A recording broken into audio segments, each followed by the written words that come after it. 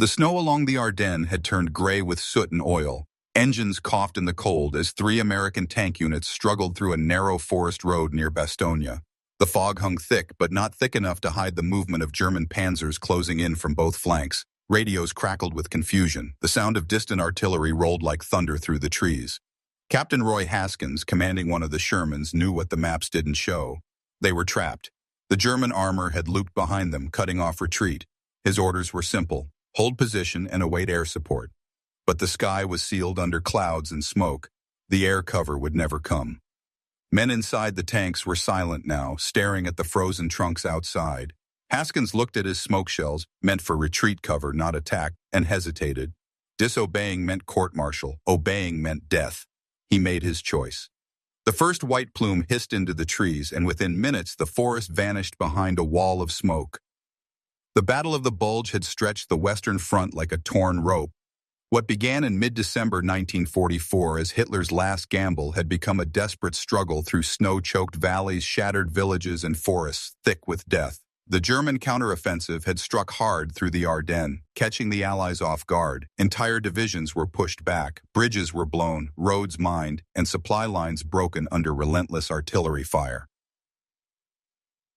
By early January 1945, the counterattack was losing steam, but the chaos it created lingered. Small American units found themselves isolated, surrounded by enemy armor, and forced to fight without support. Among these was the 33rd Tank Battalion, part of the U.S. 3rd Armored Division, Spearhead.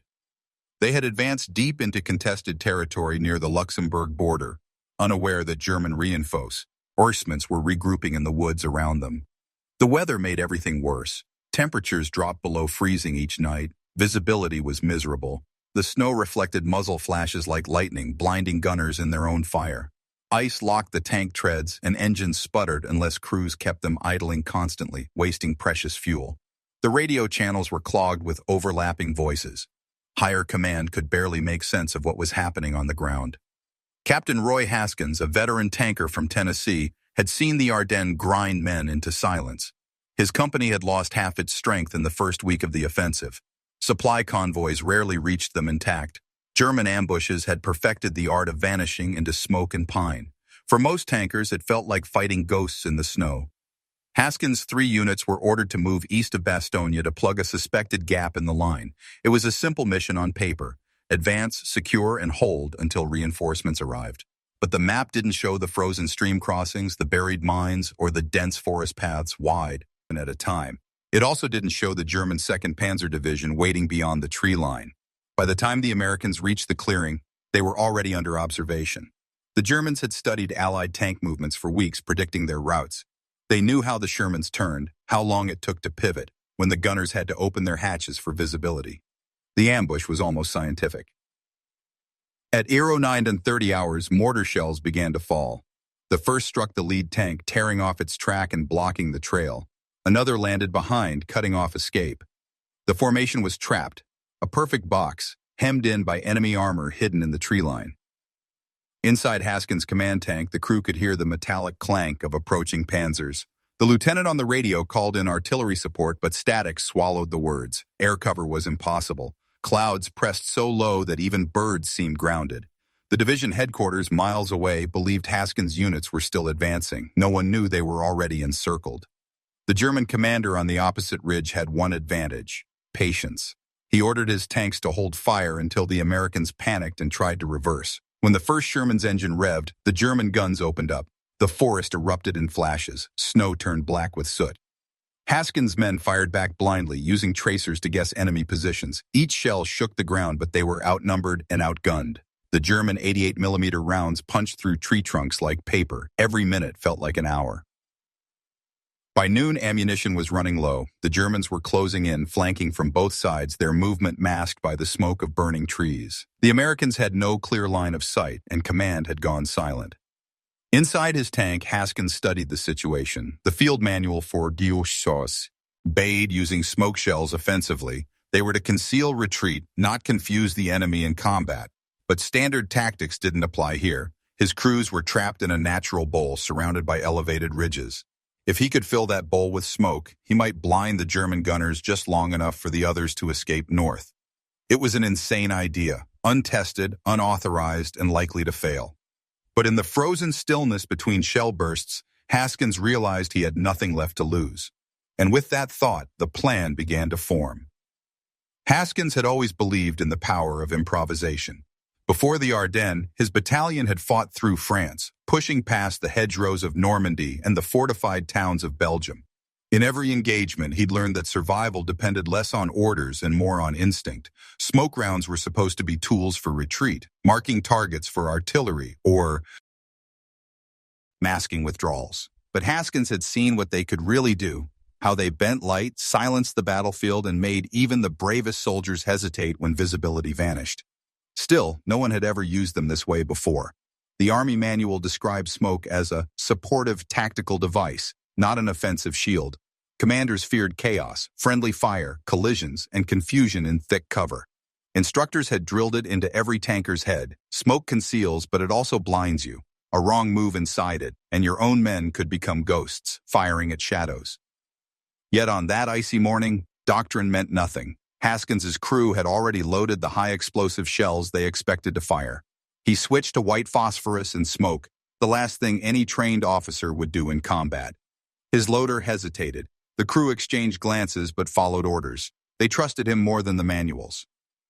While Haskins prepared his gamble, the Germans tightened the noose. Reconnaissance from captured documents later showed their plan clearly. Crush the trapped Shermans with crossfire, then sweep in infantry to capture survivors. It was clean, efficient, mechanical, the product of a war machine still running on discipline even in its dying months. But on the ground, reality was anything but orderly. German units were starving. Fuel was short. Snow had frozen their tracks and clogged their engines. Many of the young soldiers manning those panzers were barely 18. Some had never seen battle before. Their commanders urged them forward with threats and pride, not confidence. They didn't expect the Americans to fight back, let alone with something unpredictable. Haskins knew the terrain better than his enemy. A week earlier, he'd passed through this very forest and noted how the valleys funneled smoke. He remembered the wind direction, the dips, the density of them. Trees. If he fired enough shells at precise angles, he could use nature itself to create a curtain thick enough to blot out the world. The first decision was communication. His radio was near useless, but nearby tanks could still hear the static bursts from his transmitter. He sent 3 short clicks, the prearranged signal for "follow me." No one knew what he planned, but they understood the tone of command. As his loader slammed the first smoke shell into the breach, Haskins gripped the hatch handle. "Open sight," he muttered, and rose into the cold air. Snow stung his face as he watched the first shell arc into the tree line. It burst high, releasing a rolling cloud that spread fast, thicker than fog, denser than fire. He fired again, adjusting elevation, sweeping the field like a painter dragging a brush through ash. Within minutes, the forest was swallowed. Visibility dropped to nothing. To the Germans, it looked like the Americans had set their own position ablaze. Confusion rippled through their lines. Some assumed an airstrike was imminent. Others thought the tanks had been destroyed. The disciplined firing ceased, replaced by scattered bursts of machine gun fire aimed at ghosts. Inside the smokescreen, the American tanks began to move, not backward but sideways, angling north through the thickest part of the fog. Their engines growled softly, muffled by the snow and the chemical hiss around them. Each driver relied on memory, distance counting, and the faint glimmer of another tank's rear light before it vanished again into gray.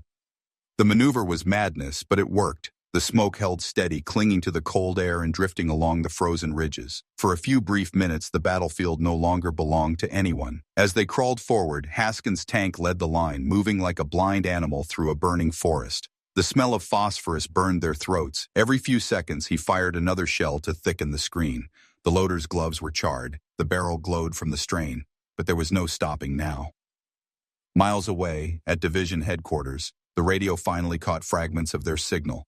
The static broke into words. Encirclement. Smoke deployed. Moving north. Officers listened in disbelief. No one had authorized that order. But by the time they reacted, Haskins's tanks had already vanished into the haze. In the chaos of that morning, a rule had been broken, and a miracle was beginning to take shape.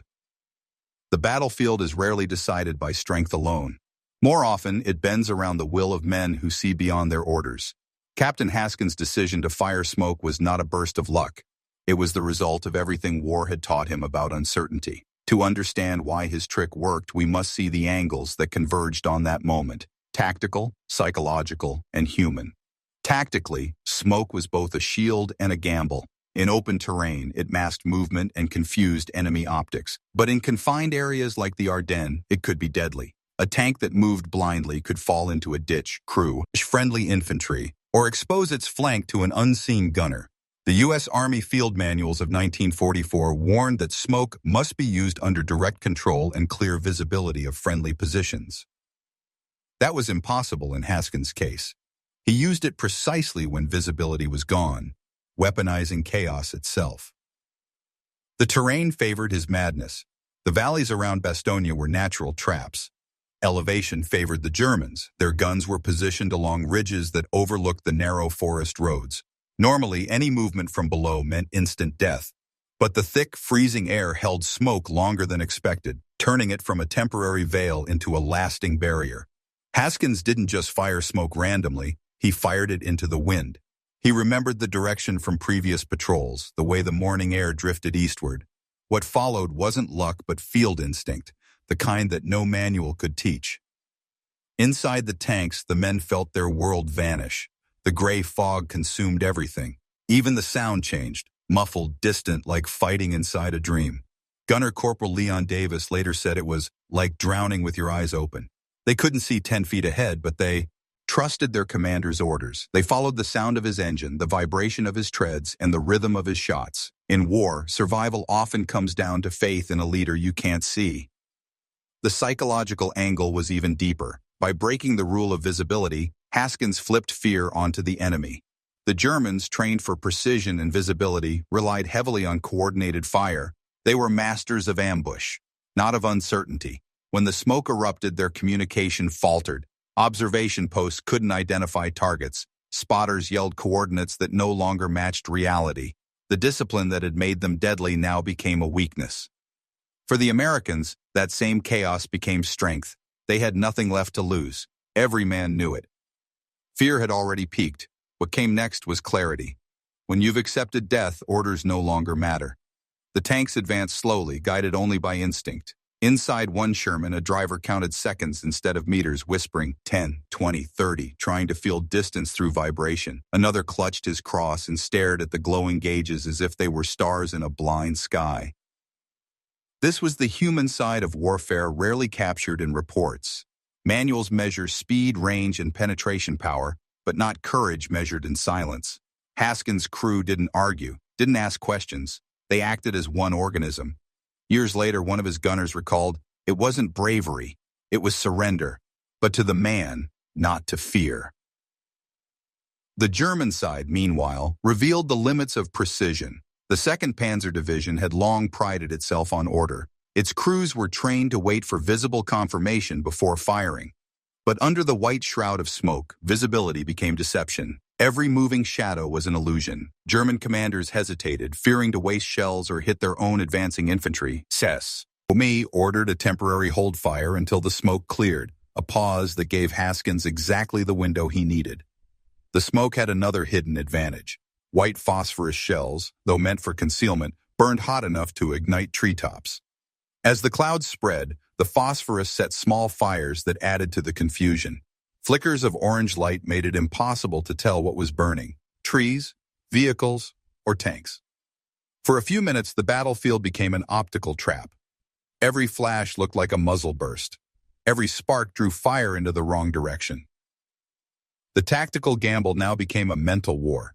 The Germans were reacting to ghosts while the Americans were becoming ghosts. The sound of engines moved unpredictably, echoing through the forest. One German gunner later reported that he heard tanks everywhere but saw none. In that inversion of senses lay the power of Haskins' trick. He used the enemy's discipline against them. The very precision that had once crushed Allied armor now made the Germans hesitate. For a few crucial minutes, logic collapsed. The final layer was human leadership, the quiet kind that doesn't shout orders but carries them through silence. Haskins didn't command with speeches or bravado. His authority came from calmness under fire. His crew knew that if he was still thinking, there was still a way. In those claustrophobic minutes, his voice stayed level. When the loader's hands shook from the heat of the shell casings, Haskins steadied him with a simple word: Again. That single word became rhythm, purpose, and defiance. From a distance, it may have looked like chaos, but inside those tanks, it was the opposite. Controlled, deliberate survival. Every turn, every shell, every second of motion was a balance between intuition and memory. The smoke wasn't just concealment, it was creation, a new battlefield made on his terms. And while the fog thickened, Haskins' gamble continued. He didn't yet know if his 3 units were following or lost. The forest around them was silent except for the occasional echo of German guns firing into emptiness. But he trusted that somewhere beyond that gray curtain, his men were moving too. Slow, quiet, alive. They were not escaping yet. They were just beginning to rewrite what it meant to survive a trap. Every innovation in war begins as a mistake that works. Haskins' unauthorized smoke maneuver would later be studied for its tactical brilliance, but in that moment, it was nothing more than instinct and desperation. Yet behind that instinct lay science, the unspoken partnership between chemistry, weather, and chance that shaped life or death in mechanized war. The smoke shells he used were filled with white phosphorus, a compound that ignites when exposed to oxygen. When fired, it burst mid-air and scattered burning particles that produced an opaque, billowing cloud. Under normal conditions, the smoke would dissipate quickly, but that morning the Ardennes air was still and dense with frost. The cold trapped the smoke near the ground, thickening it beyond expectation. The forest became a cauldron of mist and chemical haze so heavy that even Germans' optical sights failed. What was meant to obscure a retreat turned into a wall of blindness that no field manual could have predicted. Haskins didn't know chemistry, but he understood patterns. Years of battle had trained him to read the world like a map. The sound of wind, the echo of gunfire, the pace of enemy reloads. His decision wasn't blind courage. It was field logic disguised as madness. He fired each round at a calculated angle, letting gravity and wind spread the smoke evenly. Within minutes, the terrain he'd memorized vanished from view, replaced by a void that only he could navigate in his mind. To the Germans, it looked like panic. They assumed the Americans had destroyed their own vehicles to prevent capture. Some believed artillery was incoming and began withdrawing to cover. A few squads charged into the smoke, hoping to flank retreating tanks, only to stumble upon burning trees and confusion. The German chain of command fractured in those few minutes, a rare sight for a force built on hierarchy. What made Haskins' trick so extraordinary wasn't just its tactical success, it was how it challenged the rigid thinking of wartime command. Allied doctrine at the time emphasized coordination, air support, artillery synchronization, and strict radio control, independent. Actions were discouraged, but battlefields rarely honored theory. The line between obedience and survival blurred constantly. In that space of uncertainty, men like Haskins operated, not rebels, but realists. There was also a moral angle to what he'd done. Technically, using smoke offensively endangered friendly units. Visibility loss could cause collisions or friendly fire. It also risked drawing disciplinary action for disobeying standing orders. Haskins knew that if he failed, his name would be buried in a brief report. Disobeyed orders, lost unit in confusion. Success, however, would save lives, though even that came with no guarantee of recognition. The men who break rules to win rarely see medals, they see consequences. But for his crew, that decision redefined leadership. The military trained them to follow command structure, but in the haze of battle, loyalty shifted from command to survival, and survival often meant trusting the man next to you more than a voice over radio. Haskins embodied that shift, the quiet defiance that built real respect. Technologically, the German advantage had always been precision optics. Their tanks, like the Panther and Tiger, were equipped with superior guns and rangefinders. They relied on long-distance engagement to compensate for fewer numbers. Smoke nullified that. It turned their strength into weakness. When they could no longer see, the playing field leveled. The lumbering Tigers, designed for accuracy, became blind giants, their power rendered meaningless by a fog they couldn't pierce. This inversion wasn't accidental. In warfare, innovation often comes not from new weapons, but from misusing existing ones. Smoke, meant for retreat, became a weapon of maneuver. Haskins didn't invent the shell, but he invented its purpose that day. Later studies by Allied analysts would reference similar cases, tankers using terrain smoke, E-2 masked bridge crossings or supply convoys, but none had turned it into an escape strategy under direct encirclement.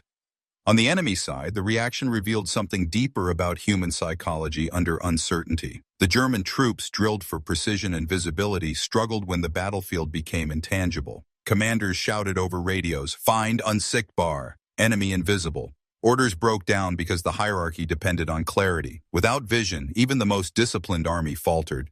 The psychological toll of blindness was immediate. It replaced confidence with doubt, and doubt in war is contagion. Inside the American tanks, the air was suffocating. The smell of phosphorus, oil, and burnt rubber filled every crevice. Visibility inside was just as poor as outside, white fog seeping through the turret gaps. Yet within that suffocation, there was calm. Each man focused on mechanical rhythm: reload, fire, move, stop. They no longer relied on sight, only the familiar vibrations of their machines and the faint voices over the intercom. They trusted those vibrations like heartbeat and breath. The smoke also acted as a psychological barrier. In war, fear thrives on what is seen: the muzzle flash, the charging silhouettes, the visible death. In the smoke, fear became silence. The men couldn't see what hunted them, but they also couldn't see one another die. It numbed panic and replaced it with focus. The absence of vision became the presence of control. This paradox, blindness as strategy, would echo in post-war military doctrine. Later Allied reports called it tactical opacity, a concept that inspired future strategies for electronic warfare, radar jamming, and modern deception operations.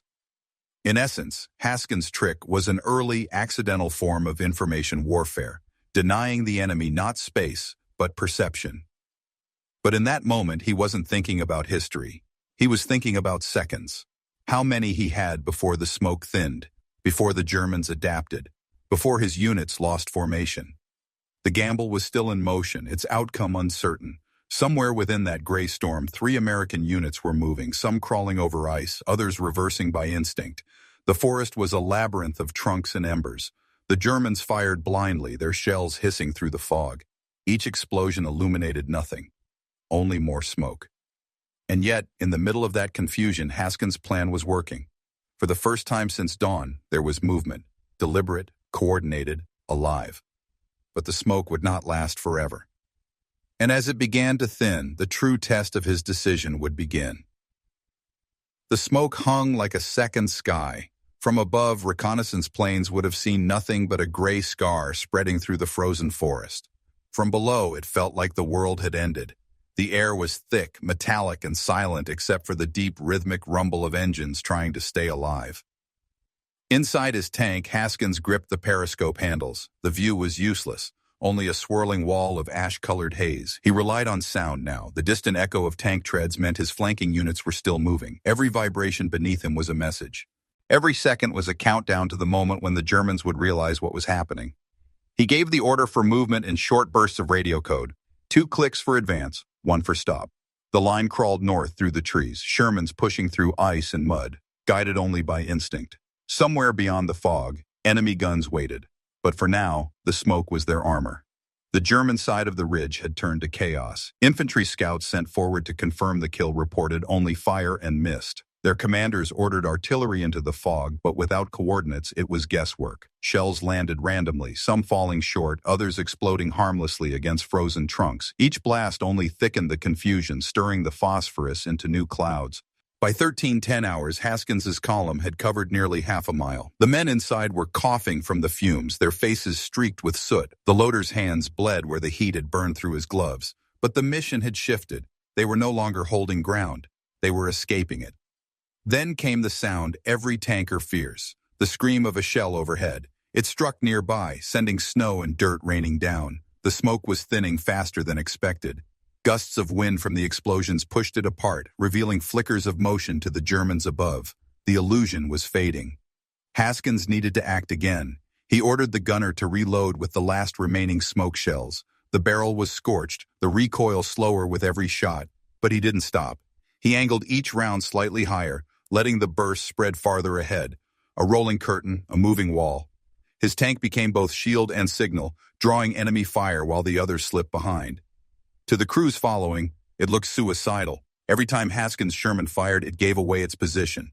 Tracer rounds cut through the fog, seeking the flash. The tank behind him, commanded by Lieutenant Owens, tried to warn him through static, but the message broke apart. Still, Haskins kept firing. He was the center of gravity now, the decoy, the anchor, the guide.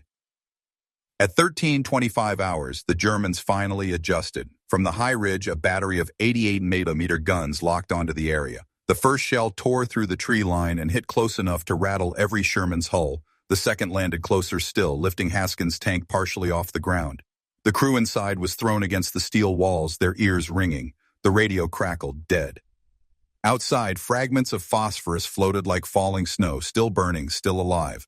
The battlefield had become a painting of gray and fire. Haskins' tank lurched. Head forward, its left tread damaged, moving slower now. His driver shouted over the noise, "We can't take another hit!"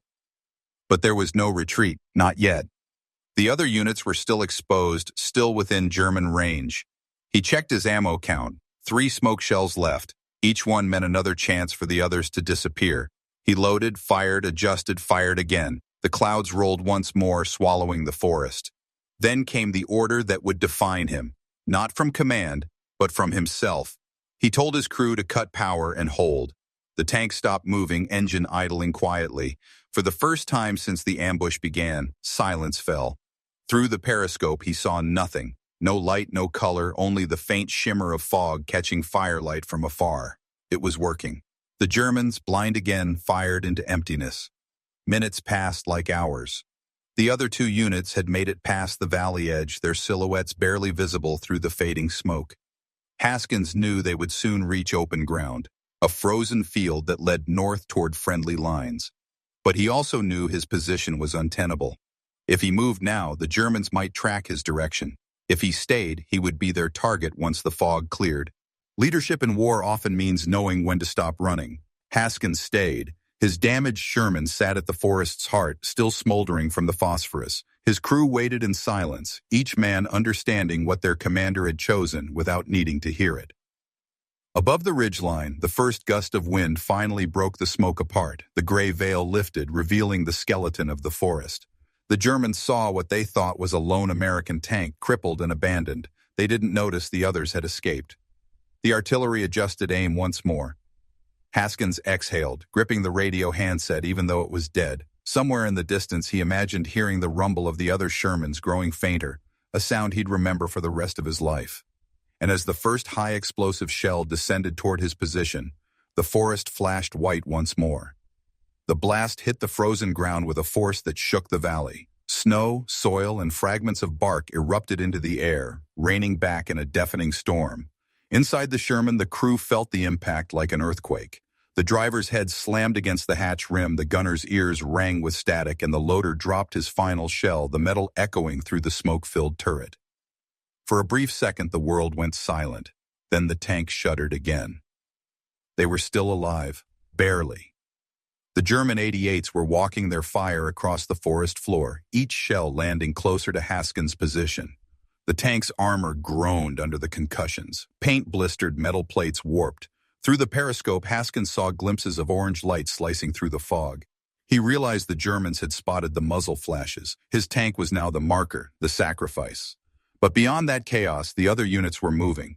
2 miles north, Lieutenant Owen's column had reached open ground. The SN outfields were treacherous, but they were out of artillery range. The men couldn't see Haskins' position anymore, only the faint, dying plumes of smoke curling from the treetops behind them. Owens knew what it meant. Haskins was still holding the line, alone. Back in the forest, another explosion tore through a nearby oak, sending splinters slamming against the Sherman's hull. One pierced through the open hatch, grazing the loader's arm. Blood mixed with the gray ash on the floor. The air was unbearable now, thick with phosphorus fumes, oil, and sweat. The temperature inside climbed rapidly, as if the steel beast itself were burning from the inside. "Stay on," Haskins ordered calmly. His voice was steady, deliberate, the same tone he'd used when teaching recruits years earlier. He adjusted the periscope again, though it was almost pointless. The fog outside flickered with bursts of fire, shapes appearing and vanishing like ghosts. He knew the Germans would soon send infantry. Artillery was a blunt tool. They'd want visual confirmation. If they advanced now, they'd find his tank smoldering, half buried in mud and snow, still giving off the illusion of life. The deception had to hold long enough for the others to get clear. He looked to his gunner. "We're out of smoke." "Then we wait," the man replied quietly, his eyes bloodshot, his hands trembling from exhaustion. They waited. Every second dragged. The ground trembled with the rhythm of distant shell fire. The radio crackled faintly, but no voice came through. Somewhere in that static, Haskins thought he heard a faint signal, a sequence of clicks, 3 short bursts. The prearranged code for made it through. He closed his eyes for a moment. Owens's tanks were safe. The message had found him. Relief washed through the cabin like warmth, but it didn't last long. The smoke outside was thinning for good now. The sunlight pierced through in faint golden shafts, cutting lines across the ashen haze. The battlefield was revealing its scars, craters, shattered trees, twisted metal, and among it the silhouette of one lone tank, still upright, still defiant. The German infantry advanced cautiously, rifles at the ready. They moved in squads, flanking from both sides, using the trees as cover. The first soldiers to approach couldn't believe what they saw. A Sherman standing still amid the ruins, engine idling softly, turret facing nowhere. They fired a few rounds at it, testing for response. Nothing. Inside, Haskins and his crew stayed perfectly still. They could hear footsteps crunching on the snow just outside. One soldier's voice shouted in German, "Ist er leer? Is it empty?" Another answered, "Vielleicht beschädigt," maybe damaged. A shadow crossed the periscope lens. Haskins didn't move. Sweat dripped down his temple. He could feel the thud of his own heartbeat in his ears. The loader reached for his pistol instinctively, but Haskins shook his head. Any sound would end them. Moments later, another sound. Distant engines, growing louder. Allied reinforcements. The Germans froze, heads turning toward the north. What they thought were isolated tanks were now returning with a larger column, a relief force from the 11th Armored Division, drawn by the smoke and radio signals. Panic rippled through the German lines. Orders shouted, boots pounded the snow. The advancing squads turned back toward their ridge positions. The artillery guns, hastily repositioned, fired a few more shells toward the forest, but then fell silent. Inside the Sherman, Haskins finally exhaled. His men looked at him, uncertain whether to laugh or cry. They had survived the impossible. He started the engine, the roar breaking the silence like thunder. The tank groaned forward, tracks grinding through frozen soil. The smoke had done more than conceal them. It had summoned rescue. By using it in defiance, Haskins had inadvertently marked his position in the only way the higher command could see, a massive plume stretching into the sky like a distress beacon. When the 11th Armored arrived, they followed that ghostly signal straight into the fight. As the first friendly jeeps reached the forest edge, the men saw the silhouette of a Sherman emerging from the fading smoke, hull-scarred, gun-blackened, armor pitted with shrapnel. The tank looked less like a machine and more like something dragged from another world. When Haskins climbed out, snow melting on his face, the soldiers who greeted him didn't cheer. They just stared. Few could understand what he had done, how one man's unauthorized trick had rewritten their odds of survival. He didn't explain it. He simply pointed north, toward the open field where 3 units now waited. The battle was not over, but the encirclement was. And as the smoke drifted away, the forest revealed its secret, that sometimes the line between disobedience and heroism is drawn in the shape of a fading gray cloud. When the smoke finally cleared and the gunfire faded, the forest looked like the aftermath of a storm that had torn through history itself. Trees were stripped bare, their bark scorched white by phosphorus. The ground was cratered, blackened, and littered with shattered steel. Haskins's tank stood crooked at the edge of the clearing, one tread missing, its turret still facing the ridge. It had become a monument to defiance, the last sentinel in a valley that had almost become a grave. Yard. The 11th Armored Division's arrival marked the end of the encirclement. They swept the area, pushing back the remaining German forces and clearing a path north. When they reached Haskins's position, they found his crew exhausted but alive. Their tank had taken multiple hits but somehow held together. Engineers later measured the damage. The frontal armor was cracked, the periscope shattered, the transmission half frozen. Yet the crew had endured inside that steel coffin for over 3 hours under near-constant bombardment. By evening, reports began to circulate through the division about what had happened, how a captain had defied direct orders and used smoke offensively to escape an ambush. At first, the story was treated with skepticism. Some officers refused to believe it. Others dismissed it as battlefield exaggeration. But as more survivors from the 3 escaped units confirmed the same account, it became impossible to ignore Haskins was summoned to the command post the following morning. The war room was a chaotic tent filled with maps, cigarette smoke, and weary officers hunched over radios. His uniform was torn and stained with oil. He looked like he'd been carved out of the battlefield itself. The division commander, Colonel George Brown, studied him quietly before speaking. "I've read your report," Brown said. "You disobeyed standing orders on smoke usage." "Yes, sir," Haskins replied simply. "You understand that could be grounds for court-martial." "Yes, sir." The colonel leaned back, tapping the paper with a pencil. "And yet, you saved 3 units from annihilation." Silence hung between them. Brown finally set the pencil down. "You'll file an official statement for the record, that's all." No reprimand followed, no medal either, not yet.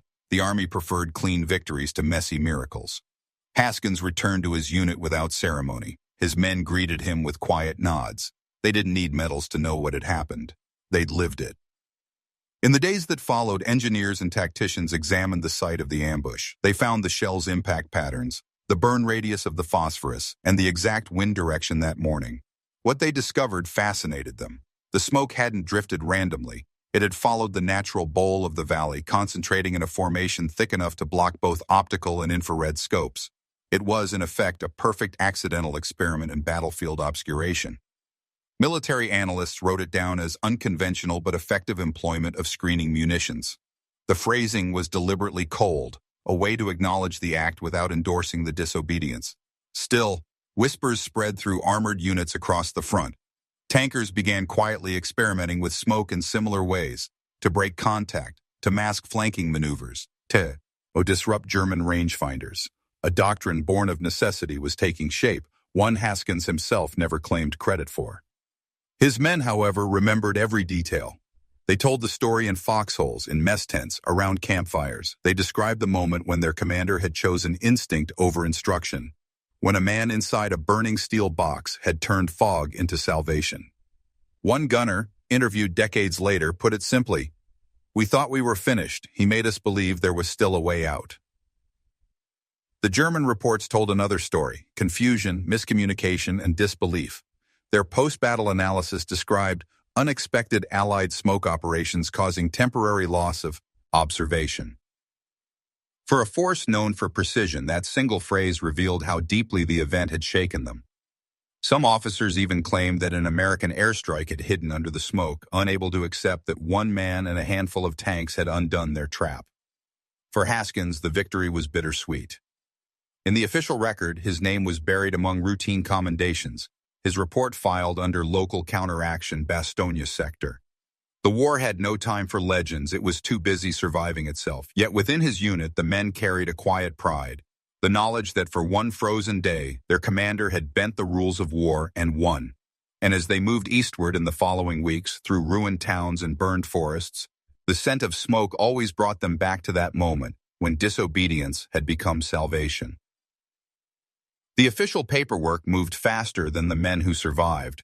Reports of the smoke incident reached Corps headquarters within days. By then, the front had shifted eastward, and the Ardennes was already a memory buried beneath new offensives. But some senior officers took interest. They wanted to understand how a small, isolated tank group had managed to slip out of a perfect encirclement by the 2nd Panzer Division, something no simulation or training had ever predicted possible. When investigators interviewed Haskins again, he kept his answers brief. He described the terrain, the fog, the shells, and the timing, never claiming brilliance, never embellishing. He said only that the manual didn't fit the moment. The Army's tactical board concluded that his decision had been a deviation justified by circumstance. That phrase, bureaucratic, bloodless, yet quietly monumental, became the line that saved him from discipline. But among field officers, the story took on a life of its own. Smoke shells became a topic of debate in every briefing room. Should they remain restricted to retreat cover, or could they be used dynamically, like Haskins had done? The question split opinions. Some commanders praised the creativity, others feared chaos. The U.S. Army thrived on order, and Haskins had shown that sometimes survival came from disobeying it. For his men, there was no debate. They owed their lives to that smoke. When they reunited days later, mud still caked on their uniforms. None of them spoke of heroism. They just looked at the man who had led them out of the fog and knew he'd never see the war the same way again. A week later, the division's after-action summary reached the headquarters of the First Army. Buried in its dense paragraphs was a single sentence. Enemy encirclement broken following improvised use of obscurant shells by Captain R. Haskins, 33rd Tank Battalion. No adjectives, no fanfare, just a footnote in the machinery of war. But even a footnote can echo. In the months that followed, as the Allies crossed the Rhine and pushed into Germany, tank units began experimenting with smoke more aggressively. Platoons used it to feint attacks, blind anti-tank positions, or conceal resupply runs under fire. Commanders noted that the Haskins method, though never officially called that, was saving lives. His gamble had quietly rewritten part of the tactical playbook. When victory in Europe was declared, Haskins returned home without ceremony. He was 31 years old, thin, quiet, his once dark hair now streaked with gray. The Army offered him promotion, but he declined. He'd seen too many promotions end in folded flags. Instead, he settled on a small farm outside Nashville, trading the roar of engines for the hum of cicadas and the hiss of summer rain.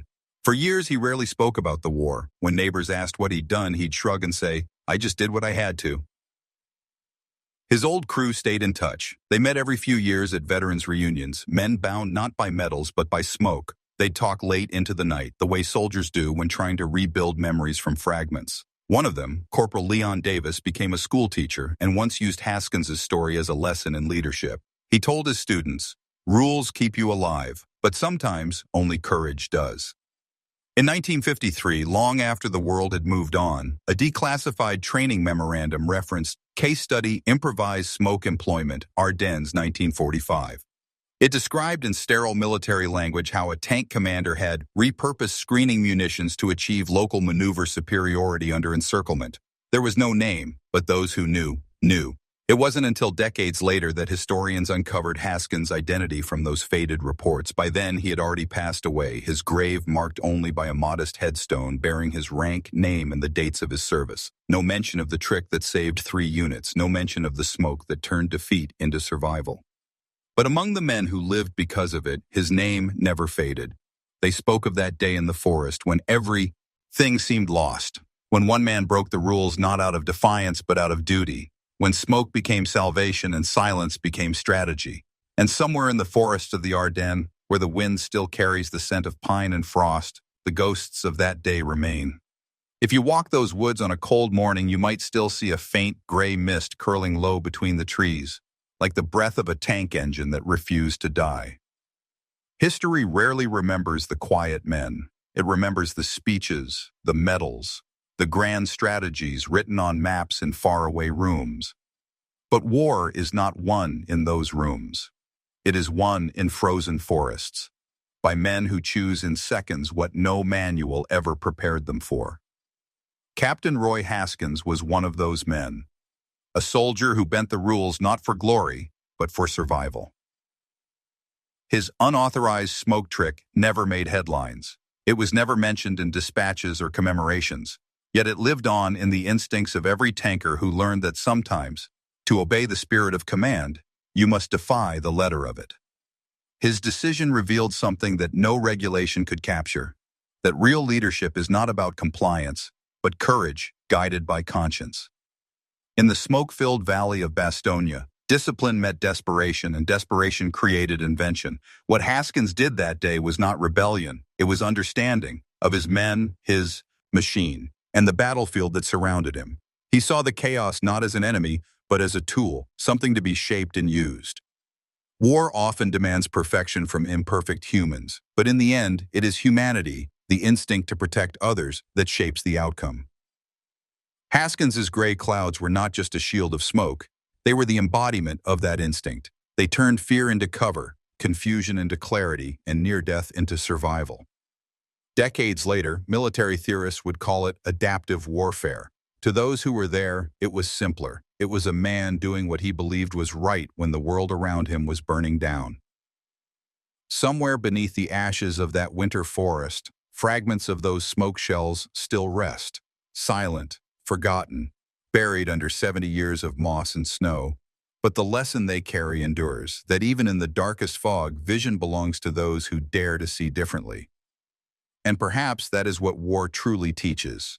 Not how to destroy, but how to think when destruction surrounds you. For in that cold valley long ago, one man's defiance became the difference between vanishing and being remembered in the silence that followed.